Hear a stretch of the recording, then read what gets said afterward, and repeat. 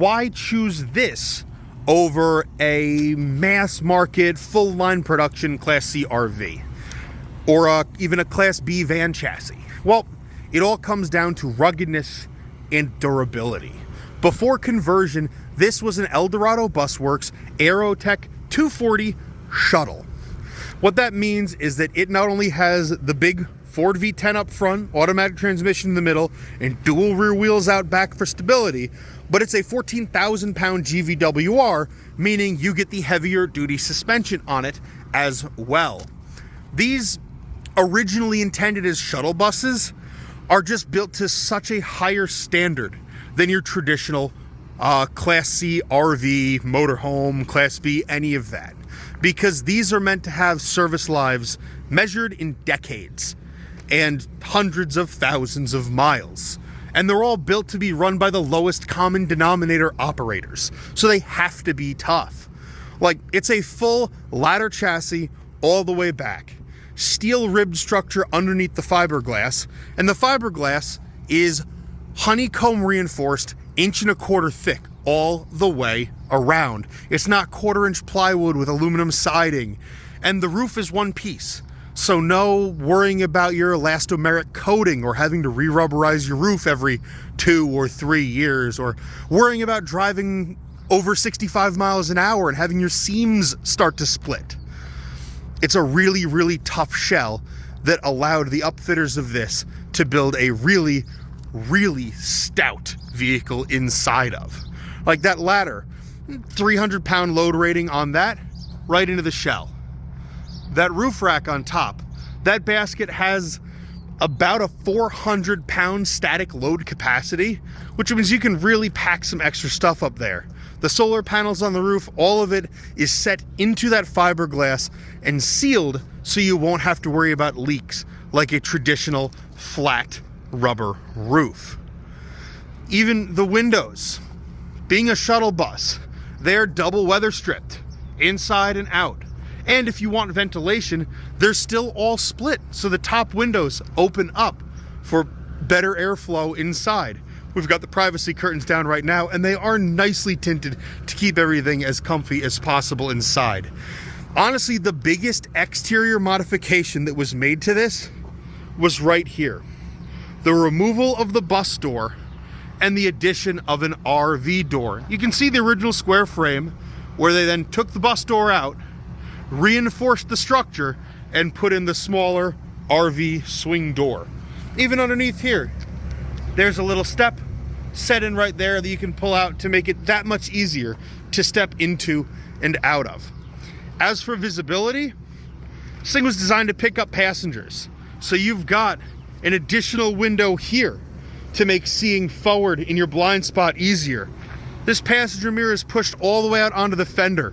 So everything here is designed for commercial service and prioritizing visibility and safety, which means you have to worry way less about actually going down the road, and you can focus way more on having fun when you get to where you're going.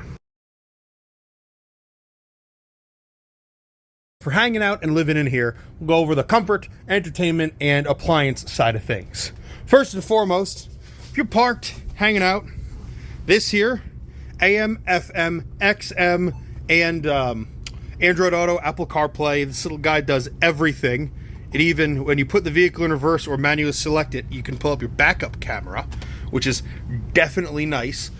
And this little thing is pumping out sound through 4 big JBL 6.5 inch marine speakers, one on each of the 4 corners here.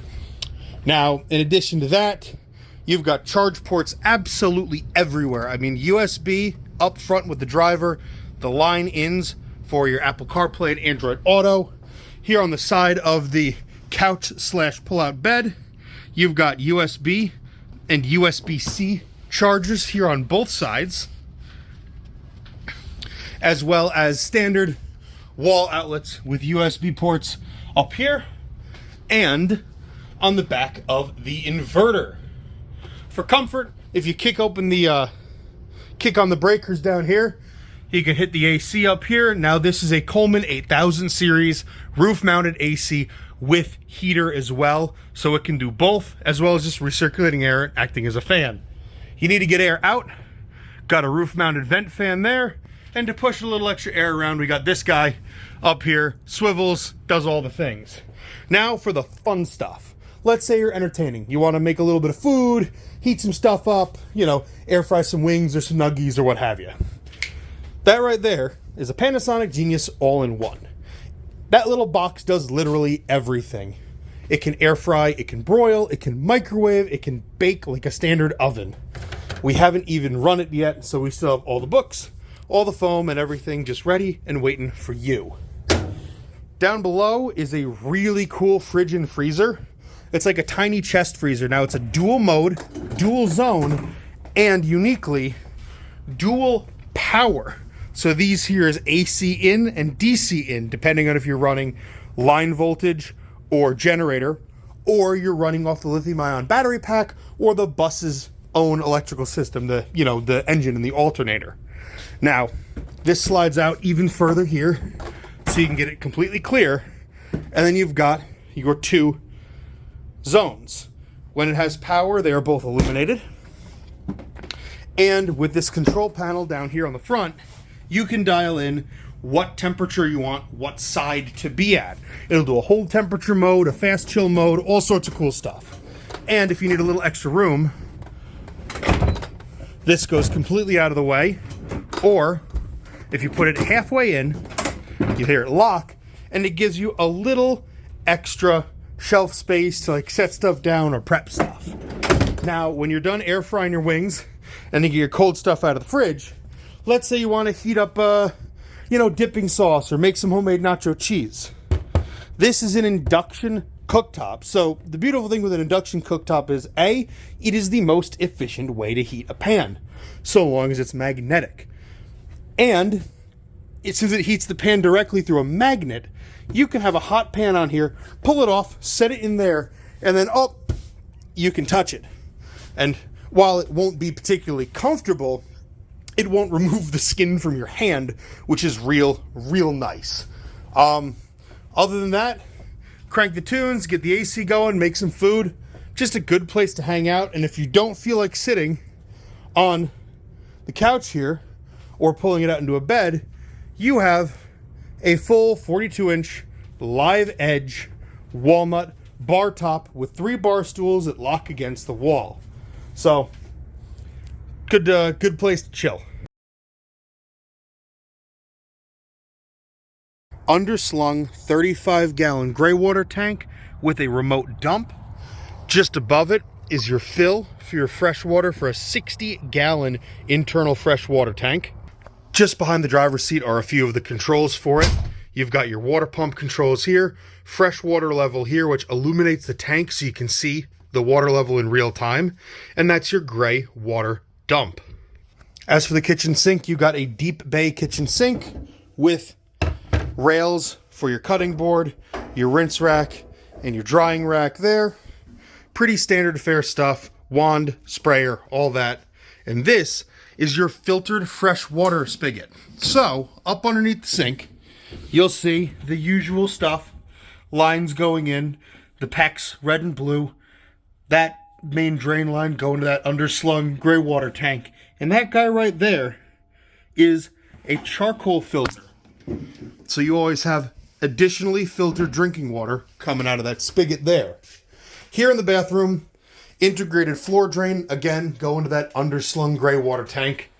10-inch rainfall shower head, body wand, and the shower controls set into the wall here. All in one piece too, so this whole panel can come off if you ever need to. The other thing we got in here is the Nature's Head composting toilet. So basically, you pop this top section off, you put coconut husks in, and when you do your business, it has the urine diverter, so solids go back, liquids go forward, keeps it super easy. Just empty that, and when you do your business, give that a couple of turns of the solid waste, choose it up, and all the bad smells go out through this vented tube with an actual vent fan to make sure all the stinks get out of the bathroom. And there's an overhead vent fan that is powered as well for steam or smells. Now the real heart of the system is right here. This is that illuminated pass-through I was telling you about. If you've got more than about a quarter of a tank, you'll see the water level in real time on here. But to access everything, flip this down and just pull out. It comes out of the feet and the little metal rail back there. Turn it nice and gently. And I'm just going to set this right here in the bathroom out of the way. But there you go. You can see the tank illuminated. And that is your 60-gallon internal fresh water tank. Good for keeping it from freezing up if you're traveling somewhere particularly cold. Up on top, there is an internal fill as well as that external fill. And over here are the guts. All PEX, everything is done in red and blue, so it's super easy to understand. But that is your C-Flow, 3 gallon a minute, 45 PSI pump. So fairly high pressure for a Class C or a Class B RV. That's your accumulator tank to maintain pressure. So even when this pump shuts off at its designated pressure, this holds onto it so you have instant on for your water. And up above, that is the Bosch 2.5 gallon electric hot water heater. Works pretty good, and that has a separate fuse in the breaker box, which I'll show you later, to kick it on so it can run on AC power. The heart of the system is here in the electrical cabinet just behind the driver's seat. Now, the system on this bus is really robust and has quite a few redundancies built in. You can actually draw power from 4 sources at pretty much any given time. You've got the engine and alternator on the bus itself. You've got 4 100-watt solar panels up on the roof with that 40-amp solar inverter pictured there. You've got a 6,000-watt Honda liquid-cooled integrated generator, which control panels up there, show you that in a minute. And then you have got your shore power cable. So go over all of them. This is that 40-amp solar controller for the 4 100-watt panels mounted on the roof. You can see power's coming in through the panels, maintaining a float charge on the battery, and then going out to other systems here on the bus. Even little door switch, so it's an illuminated cabinet with a vent fan in case it gets a little warm. This is your main power cutoff, and down here is your solar cutoff. These are the fuses for all of the DC systems here on the bus. So this has a series of DC and AC outlets scattered throughout, and most of the lights, fans, and all that stuff run off of DC power. Down below, this is your big pure sine wave inverter. So this makes sure to keep all the power coming in off of that generator, cleans it up, and maintains a float charge on the battery, and makes sure you have clean power running to all of your equipment, laptops, anything you need to feed power to. Down below it, here's the big breaker box, which is where you got all of the circuit breakers for the heavy duty stuff. Refrigerator, oven, AC unit, induction cooktop, hot water heater, and you got a pair of spares.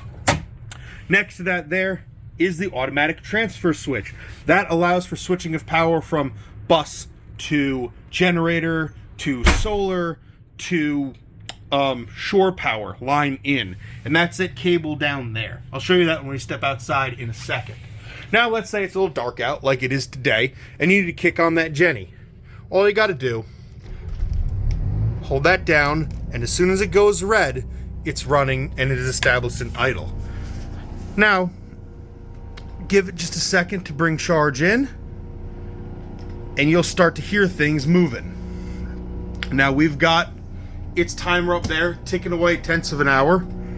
Automatic transfer switch just kicked over, and that sine wave inverter fires up with its own cooling fans as well. Now I'll step outside and show you the Jenny and that shore power. Just behind the driver's door is your shore power access panel. You've got your heavy duty weatherproof plug with the adapter so you can run 240 or standard 110. And once you have the line run out, you can thread it through and shut that to keep bugs and weather and inclement stuff out of the bus. Also, when you're driving, flip this guy. You can pull this out and cover that hole, and then nothing can get in there. Under here, flip this, and you'll see that integrated Honda RV generator with its own, you know, AC protections there, circuit breakers there, just humming away, putting a charge into the battery and making sure that all the systems in there stay running. Speaking of the battery, here on the passenger side, just behind the front door to the bus, is the battery box with that big 300 amp hour lithium ion deep cycle battery. So you lock that up out of the way, pull the 2 pins on the bottom of the tray, it slides right out, and there you go. Now, it's hard to see, but just behind this, those posts there, there's a big 300 amp maxi fuse, just to make sure if anything goes wrong, that lithium ion battery stays isolated and, you know, keeps you out of trouble that way. And that just snaps right back into place. And last but not least, going up the integrated ladder here, just beyond the 400-pound roof rack and the AC unit, you can see those 4 roof-mounted 100-watt solar panels.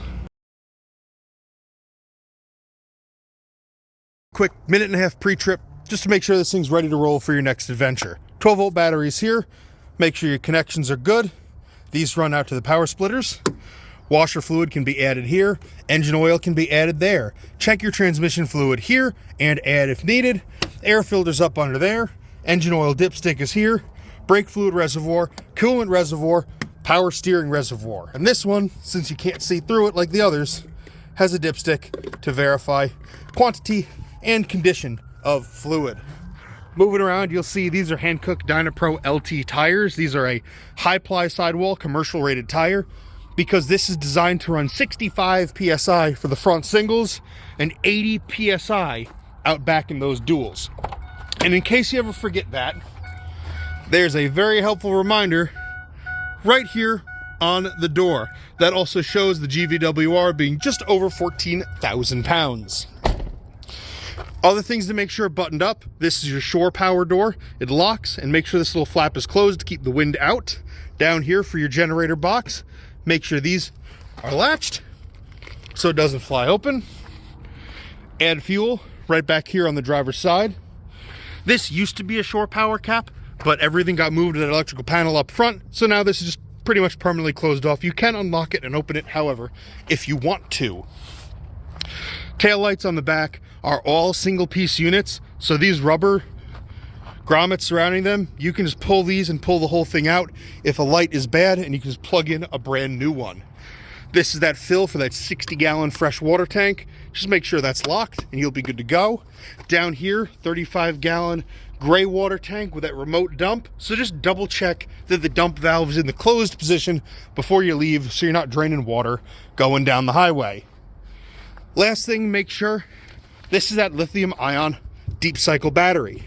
This locks and latches, so you can push in to unlock it, but just make sure that this is actually sealed and you can lock it up if you want to. The only other thing to pay attention to is if you use the Flexco step, this little steel step that slides out, when you leave, make sure it's all the way back and down so it locks in place and doesn't rattle loose as you're going down the road. Other than that, get in, have fun. Show you all real quick. Into reverse. Backup camera kicks on with your distance lines shown there on the screen. That combined with those wide set mirrors with the wide angles underneath them make visibility actually pretty good in this. One thing you wouldn't notice till you go to drive this is this being a van chassis as opposed to a truck chassis, there's a cutout here. That step-in cutout, you can rest your foot way down here, lower than the whole rest of the floor. Almost makes you feel like you're sitting in a bar stool. It is super comfortable and kind of an unexpected benefit of this. The other thing that isn't an expected benefit, but is super nice, is that window right there. Just the visibility that affords, combined with the wide angle on that mirror, and even being able to see out that Challenger RV door here, is that you have way less blind spots than in a traditional RV. So it makes navigating that much easier.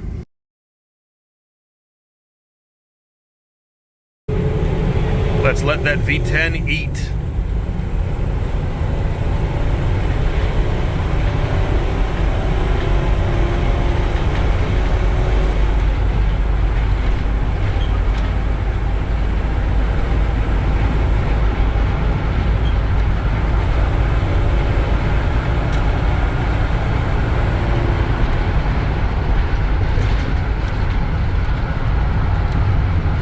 There.